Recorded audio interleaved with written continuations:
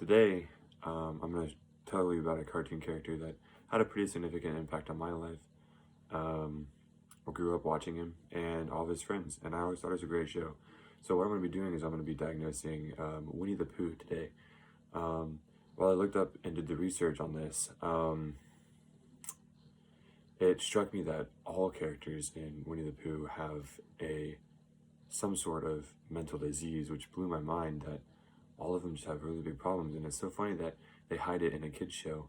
But I'm gonna do Winnie the Pooh today. Um, and it's pretty interesting because Winnie the Pooh is a very lovable character, but has a very big problem with his ADD, and he also has OCD. So a bit of a perfect embodiment of what comorbidity is. So we're going to start with the ADD. Obviously, um, he he just doesn't really think very well, very disorganized, and never stays on one task for very long.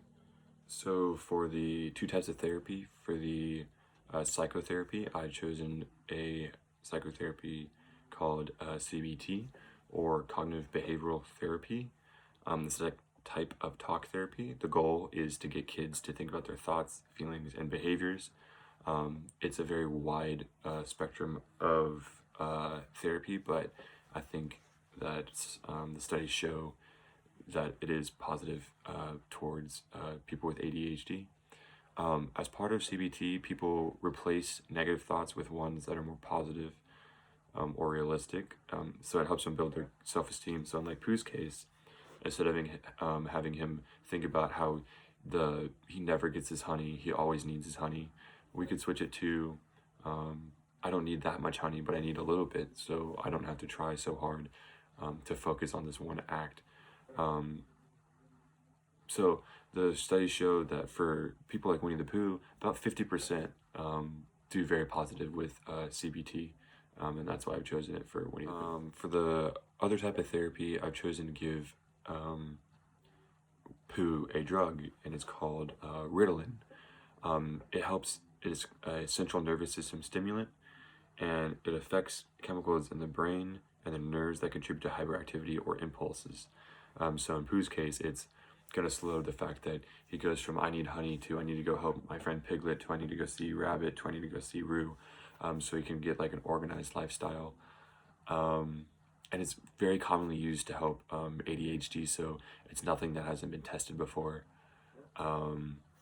So that's what I think would also be very good for Pooh in order to get his life together with his and pairing with his CBT. I think that would be very good. The reason that I've chosen these two techniques of therapy is they're the two most common types of therapy in treating ADHD and OCD, and I believe that them working together would make a very good combination for Winnie the Pooh, who seems to have very severe ADHD with a lot less severe OCD.